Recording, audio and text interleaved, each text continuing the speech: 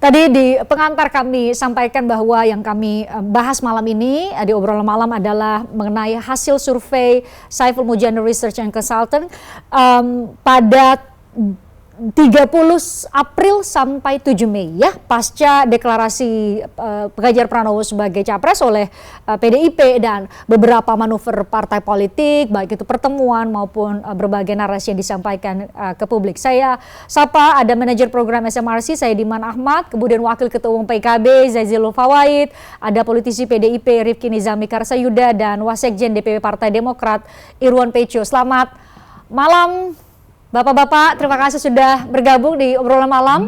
Selamat malam, Christian. Ya, saya nanya ke empunya hasil survei yang tadi siang disampaikan melalui akun YouTube-nya ke Mas Saidiman. Mas Saidiman, variabel apa? Kami hanya bisa menebak-nebak. Variabel apa yang menentukan atau membuat tren elektabilitas dari masing-masing kita mengerucut ke 3 nama, karena 3 nama ini yang sepertinya selama 2 tahun belakangan konsisten ada di 3 teratas. Apa ya faktor yang menentukan naik maupun turun dari masing-masing tokoh? Betul sekali. Jadi siang ini kita merilis hasil survei terbaru SMRC. Ini survei tatap muka. Jadi target populasinya adalah 100% populasi nasional atau pemilih nasional. Dan kita memang menemukan ada perkembangan baru ya di antara 3, terutama pada 3 bakal calon presiden yang paling populer saat ini, Ganjar Pranowo, Prabowo Subianto, dan Anies Baswedan. Kami tadi merilis beberapa simulasi pada top of mind, pada kemudian simulasi tertutup 4 nama dan simulasi 3 nama. Kita menemukan satu pola yang konsisten di mana Ganjar Pranowo unggul paling atas, kemudian disusul Prabowo Subianto, dan yang ketiga Anies Baswedan dengan selisih masing-masing itu di atas margin of error, sehingga kita bisa menyatakan bahwa untuk saat ini Ganjar Pranowo unggul dibanding Prabowo Subianto, sementara Prabowo Subianto juga unggul pada Anies Baswedan. Nah, kita memang melihat ada perkembangan di dalam setidaknya 1 bulan terakhir, di mana suara pada Ganjar Pranowo ini mengalami penguatan yang cukup signifikan. Misalnya kalau kita bandingkan pada survei awal April 2023, suara Ganjar Pranowo pada top of mind itu naik dari 18,6% menjadi 24,6%. Demikian pula pada simulasi yang lain. Pada 3 nama juga mengalami penguatan dari 33,2% menjadi 39,2%. Nah, kalau tadi ditanyakan kira-kira ada faktor apa, kita bisa sebenarnya menduga-duga ya. Kalau kita lihat dari momentum kenaikan suara ini, kita melihat bahwa ada momentum deklarasi capres terhadap Ganjar Pranowo oleh Partai Demokrasi Indonesia Perjuangan pada tanggal 21 April 2023. Kita menemukan bahwa ini bertepatan dengan kenaikan suara ini. Karena itu kita menyimpulkan bahwa kemungkinan besar ada efek dari pencalonan itu.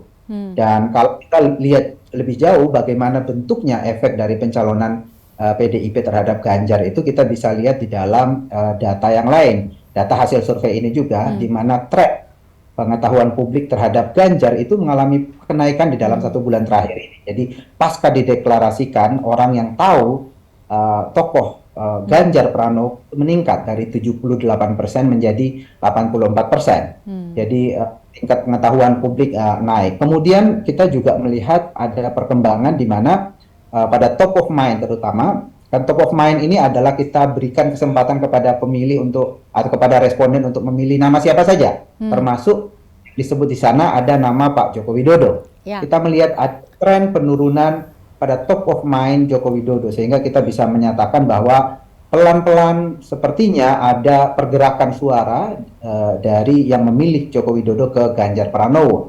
Juga kita lihat ada perkembangan menarik juga bahwa ketika suara Ganjar Pranowo naik, suara Anies Baswedan mengalami pelemahan, sementara Prabowo Subianto itu relatif stagnan. Ini juga menunjukkan bahwa, atau kita juga bisa mengambil kesimpulan dari sini, bahwa ada gejala di mana Ganjar Pranowo itu sedikit demi sedikit ini mengambil suara dari Anies Baswedan, setidaknya di dalam 1 bulan terakhir. Saya kira itu beberapa penjelasannya. Ya, ini beberapa hal yang perlu kita highlight.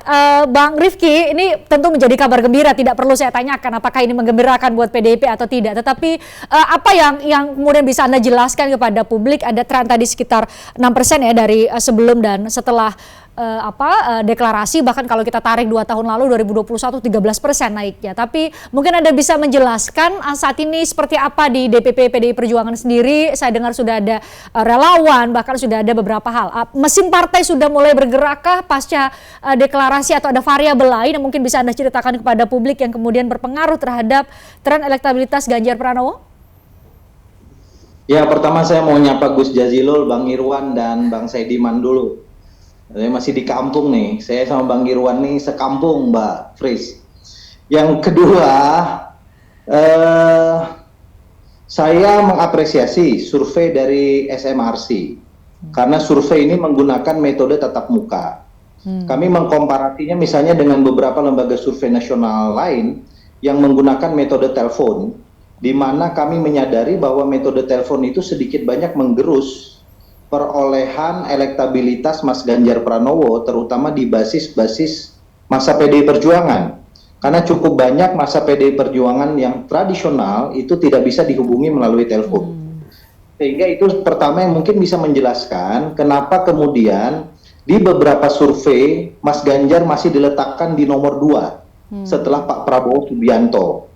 Namun kemudian kalau kita lihat konsistensi metode survei yang digunakan, jika menggunakan metode tatap muka, di mana margin of error-nya lebih rendah secara statistika dibanding metode yang digunakan melalui telepon, itu alhamdulillah konsistensi Mas Ganjar berada pada posisi teratas itu selalu ada. Satu. Yang kedua tentu raihan angka 30 sekian persen yang dimiliki oleh Mas Ganjar dengan selisih yang tidak terlalu jauh berbeda dengan Pak Prabowo, bahkan dengan Mas Anies Baswedan. Menurut pandangan kami, satu adalah modal optimisme kami menuju 14 Februari 2024, namun pada sisi yang lain, sekaligus terus memberikan alarm kepada PDI Perjuangan dan partai-partai politik yang mengusung Mas Ganjar lainnya, yang kami meyakini nanti selain Partai Persatuan Pembangunan akan segera bergabung partai-partai politik yang lain setelah 14 Mei ini, setelah kawan-kawan merampungkan pencalekan di masing-masing partai politik, itu adalah modal untuk kami terus semangat meningkatkan elektabilitas beliau. Kita tentu memiliki keinginan, harapan agar Pilpres ini bisa berlangsung 1 putaran. Bukan hanya untuk meraih kemenangan sesungguhnya, tetapi pada sisi yang lain kita kan punya impian untuk mengefisiensikan Pilpres 2024. Baik dari sisi energi, dari sisi dana, maupun dari sisi yang lain, termasuk kemungkinan keterbelahan di antara publik ya, yang semakin kesini saya kira trennya juga semakin bisa kita lihat di masyarakat. Yang ketiga, Fris, setelah mandat yang diberikan oleh Ibu Ketua Umum kami, Bu Hajah Megawati Soekarno Putri pada 21 April 2023 yang lalu kepada Mas Ganjar Pranowo, seluruh mesin partai PDI Perjuangan tentu telah bergerak, baik mereka yang sekarang berada di legislatif maupun yang ada di eksekutif termasuk struktur partai. Namun kami juga harus objektif dan jujur mengatakan bahwa konsentrasi kita saat ini kan masih ganda. Satu, pada bulan-bulan terakhir ini kita masih menyusun daftar caleg, di mana kemudian daftar caleg itu bukan hanya menyusun keterpenuhan administrasi, tapi juga melakukan penyeleksian terhadap mereka-mereka yang akan diberi mandat untuk menjadi calon anggota legislatif. Berikutnya, Mas Ganjar Pranowo hari-hari ini kan masih menjadi Gubernur Jawa Tengah, di mana tentu waktu, pikiran, dan tenaga beliau kita inginkan fokus untuk mengurus masyarakat Jawa Tengah agar kemudian di akhir masa jabatan ini Mas Ganjar terus memberikan legasi yang selama ini juga sudah beliau torehkan. Nah, posisi beliau sebagai Gubernur Jawa Tengah itu tentu sedikit banyak membuat ruang gerak beliau untuk berkeliling Indonesia misalnya, membangun konsolidasi dengan partai politik, PDI Perjuangan, P3, termasuk para relawan, itu menjadi cukup terbatas. Di tengah keterbatasan itu, Mas Ganjar masih di urutan pertama, tentu adalah sebuah optimisme dan kesyukuran yang harus kami sampaikan kepada publik. Baik, nah ini yang paling senyum-senyum deh ya, karena Gus Jazilul nih penting untuk ditanyakan karena bukan hanya persoalan, karena ini baru pernyataan dari Pak Faisal Riza ya, bahwa PKB sih sudah setuju kalau capresnya itu Pak Prabowo, tapi itu satu hal. Kedua, saya minta konfirmasi ke Gus Jazilul. Kedua, ini kalau dilihat lagi, kita tayangkan lagi ya supaya pemirsa juga bisa lihat bahwa tren elektabilitas Pak Prabowo itu hanya 2% dari 2021 sampai 2023 ini yang naiknya 2%. Apakah itu yang memicu pernyataan Gus Jazilul sendiri bilang ya kalau nanti bulan Juni nggak sesuai harapan kita, satu mungkin karena elektabilitasnya hanya 2% selama 2 tahun ini, dua mungkin harapannya PKB, mungkin ya Gus Jazilul bisa konfirmasi, harapannya PKB ya cawapresnya jangan Pak Erlangga lah, Pak Gus Muhaimin lah, itukah yang terjadi Gus? Gus? Masih di mute tampaknya Gus. Ya, pertama saya mengapresiasi hasil rilis survei yang dilakukan oleh SMRC dan banyak lembaga-lembaga survei yang lain. Pada intinya saya menyimpulkan memang tidak ada satu capres pun yang dominan. Ya, dan nama-namanya berputar dari itu dan itu saja. Nah, namun dalam pemilu ini memang ada 3 variabel penting yang selalu dipertimbangkan. Pertama adalah survei, lembaga survei. Makanya akan banyak lembaga survei yang merilis masing-masing. Yang kedua adalah kristalisasi koalisi menuju 40% presiden threshold. Dan ini kristalisasi ini penting dan publik juga melihat mana partai-partai yang sudah form koalisinya. KKIR sudah firm nggak? KKIR sudah firm nggak? Kenapa? KKIR sudah confirm tidak? KKIR pertama kali partai koalisi yang paling confirm dan memiliki formula putuskan. Ibarat menanam pohon, pohonnya sudah ditanam, disentul setahun yang lalu. Sekarang sudah tumbuh. Daunnya sudah rimbun, bahkan mulai kelihatan bunganya. Tapi dengan pernyataan Anda kan berarti pohon yang sudah rimbun itu bisa juga potensial ditebang, Gus. Makanya saya menunggu buahnya. Mudah-mudahan pohon yang tinggi, rimbun itu juga berbuah. Nah, publik, pengurus PKB, para kiai, ini sedang menunggu kapan pohon KKIR ini berbuah. Dan buahnya jelas. Nih saya agak curiga ini pilihannya Gus. Gus, saya agak curiga dengan pilihan analogi Gus ini pilih pohon. Jangan-jangan beneran ya Golkar udah confirm ya. Jadi pilihannya adalah analoginya pohon kalau KKIR. Nah, makanya koalisi itu harus membuahkan sesuatu. Kami sudah setahun.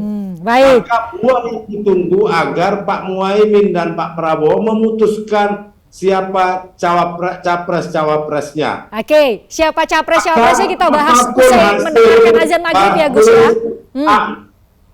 Gus. Apapun hasil survei itu tidak penting. Yang ditunggu oleh masyarakat salah satunya adalah siapa pasangan capres dan cawapresnya. Ya. Jadi nggak surprise, SMRC nggak surprise sama sekali. Nggak surprise dalam arti apakah itu bisa dimaknai bahwa KKIR tutup mata untuk elektabilitas?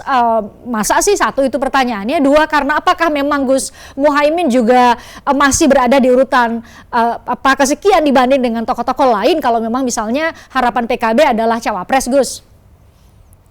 Karena menurut hasil survei yang lain itu sama. Jadi survei yang ada ini sebenarnya ingin mendorong kristalisasi koalisi dan segera mengumumkan pasangan cawapresnya. Karena ini akan menambah elektoral dan mengurangi elektoral. Saya berpandangan, kenapa saya bilang pohon KIR ini harus segera berbuah. Kalau tidak berbuah maka dia hasilnya akan stuck terus, tidak akan menambah. Dan patut saya nanti juga akan melihat 2 bulan ke depan misalkan, apakah Pak Ganjar naik dengan sendirian tanpa adanya cawapres. Demikian juga pasti Pak Anies juga akan begitu. Kalau tidak segera mengumumkan, ya pelan-pelan akan turun juga. Untung saja ini masih stuck. Artinya apa? Masyarakat masih wait and see karena menunggu siapa pasangan calonnya.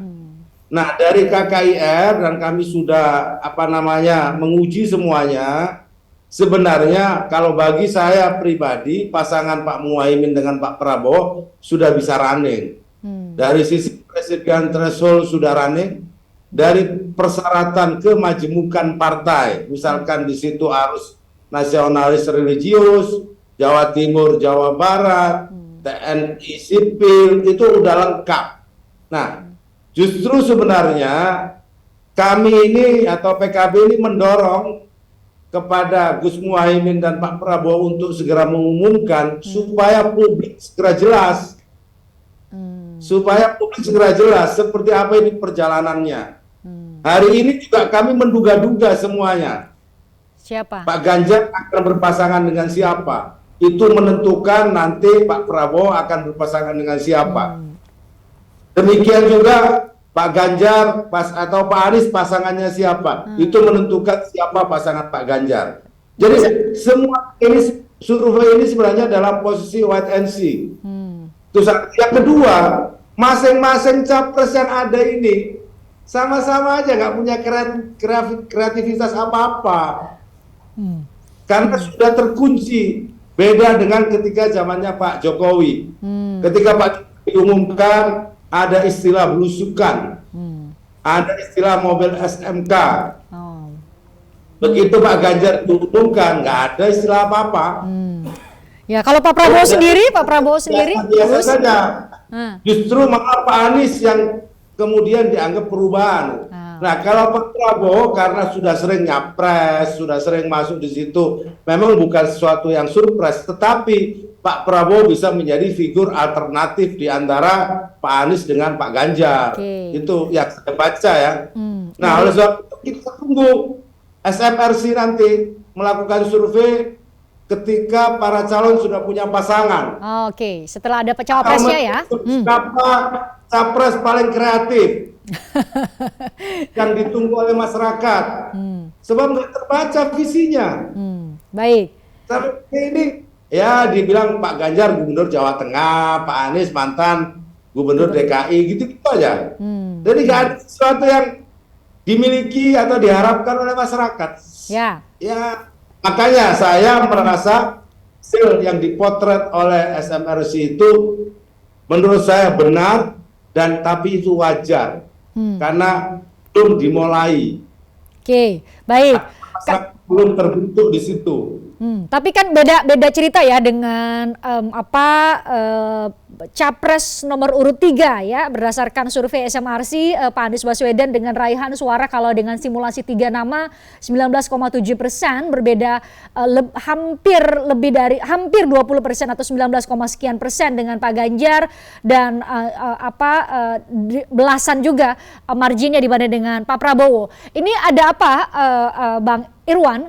Apakah seperti yang ditudingkan oleh salah satu politisi PDIP, koleganya Bang Rifki, ya, bahwa ini partai-partai anggota koalisi perubahan juga belum sepenuh hati untuk mengkampanyekan atau mensosialisasikan Pak Anies, atau ada faktor lain menurut Anda atau bahasan di internal koalisi perubahan, kenapa tren elektabilitasnya justru menurun ya kalau Pak Anies? Bang Irwan mungkin bisa dibantu untuk unmute. Sepertinya belum di-unmute di device Anda. Nah, sudah? Wah, ini sepertinya mungkin dibantu untuk secara audio juga bisa tersambung dengan baik.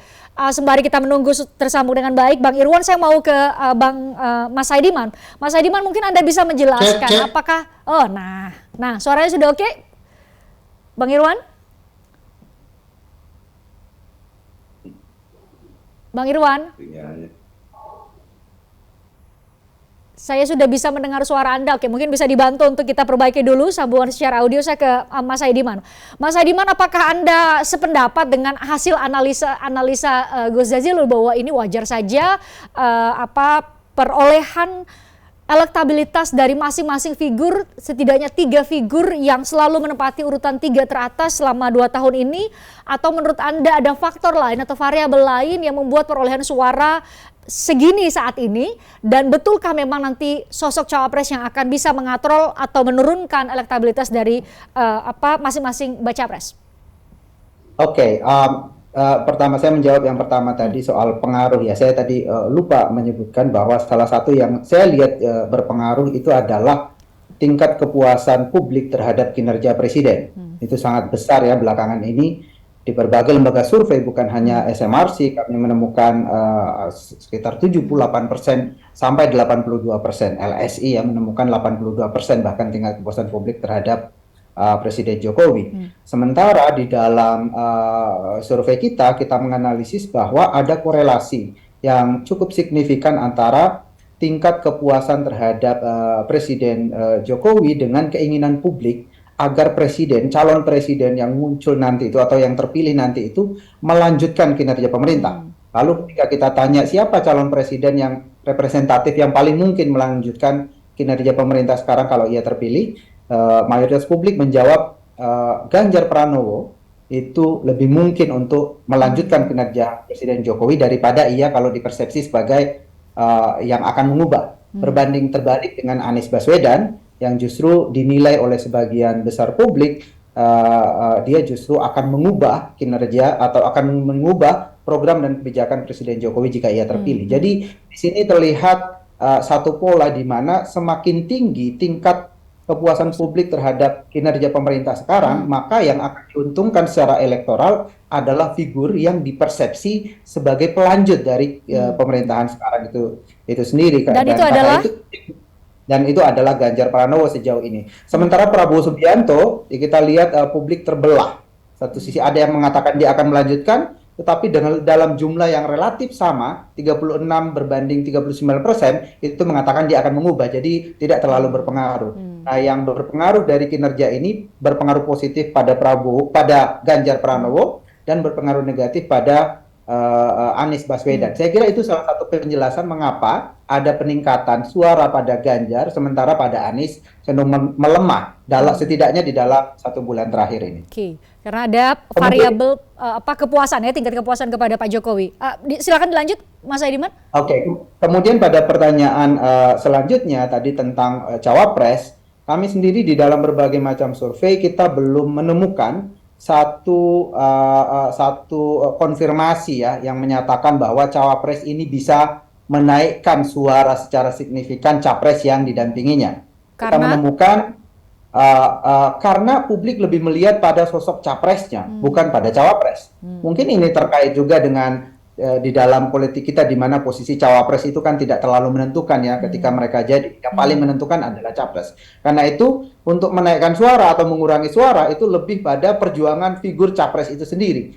Tentang bagaimana mereka menaikkan persepsi publik, persepsi yang positif terhadap mereka dari publik atau tidak. Saya kira sejauh ini faktor cawapres kita tidak menemukan ada menjadi faktor yang cukup signifikan untuk menaikkan suara capres. Karena itu untuk penentuan cawapres saya kira reasonnya bukan hanya soal elektabilitas, tapi hal-hal lain di luar itu. Misalnya mungkin ya latar belakang sosiologis tentang partai, kekuatan partai yang kemungkinan dipersepsi bisa bekerja lebih maksimal kalau ia mendukung dan seterusnya. Jadi hal-hal lain di luar elektabilitas sejauh ini yang kita temukan di dalam survei. Pantesan Gus Jazilul langsung senyum-senyum karena mungkin kalau soal elektabilitas Gus Muhaimin berkompetisi ketat dengan nama-nama lain, tapi secara sosiologis ada dalam tanda petik nilai jual lain yang dibawa oleh seorang sosok Gus Muhaimin. Kita jeda dulu, saya berharap usai jeda dan bisa membagi durasi yang sama dengan Bang Irwan yang sudah sabar menanti tadi karena ada gangguan audio. Kita jeda sejenak. Usai jeda kami akan kembali untuk Anda. Tertarik dengan diskusi saya dengan para narasumber? Saksikan obrolan malam dengan topik-topik menarik lainnya. Jangan lupa subscribe ya channel YouTube Berita 1. Like, komen, dan share video ini ya. Terima kasih.